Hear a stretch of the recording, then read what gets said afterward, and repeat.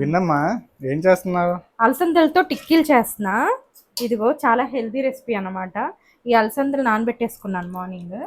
అందులో కొంచెం beetroot, carrot, అలాగే పచ్చిమిర్చి అండ్ అల్లం అనమాట. ఇవి వచ్చేసరికి ఒక 5 పచ్చిమిర్చి, ఎందుకంటే బీట్రూట్ క్యారెట్ వేస్తున్నా కదా, సో తీపి రాకుండా కొంచెం 5 పచ్చిమిర్చి వేసుకుంటున్నాను.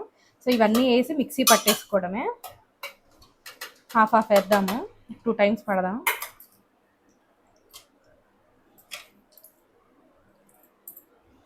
ఎక్కువ వాటర్ వేయకుండా కొంచెమే వేసి పట్టుకోవాలి కదా. ఇలా మెత్తగా పేస్ట్ చేసేసుకున్నాను.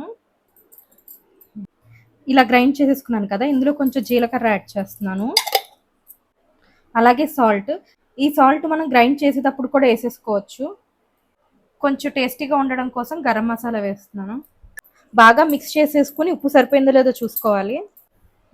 ఇదిగో మన పిండి రెడీ అయిపోయింది కదా, ఇంకా వేసేసుకుందాం టిక్కీలు. లైట్గా ఆయిల్ వేస్తున్నాను ప్యాన్ మీద.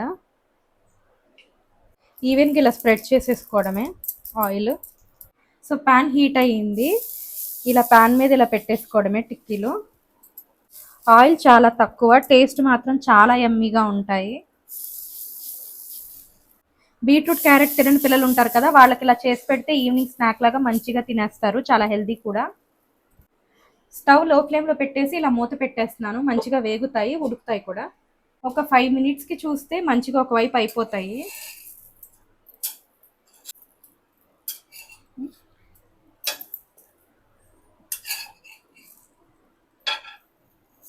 ఇలా తిప్పేసుకుని ఇంకో వైపు కూడా కాల్చేసుకోవడమే. రెండో వైపు కూడా మంచిగా వేగాయి, ఇంకా సర్వ్ చేసేసుకోవడమే. ఇంకా టేస్ట్ చూసి చెప్పేస్తాను. ఇదిగోండి మంచిగా ఇలా కుక్ అయిపోయింది. అంటే ఇది వచ్చేసరికి టమాటా బీరకాయ చట్నీ, ఇందులో కూడా ఫైబర్ ఉంది. ఏ చట్నీతో అయినా టేస్ట్ ఉంటుంది. So yummy yummy protein and fibre rich snacks.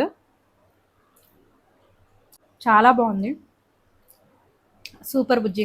Evening అయ్యేసరికి పునుగులు బజ్జీలు తినాలనిపిస్తుంది కదా, మంచిగా ఇవి చేసుకుని తింటే హెల్దీ, చక్కగా మనకి క్రేవింగ్స్ అన్నీ కూడా ఫుల్ఫిల్ అయిపోతాయి.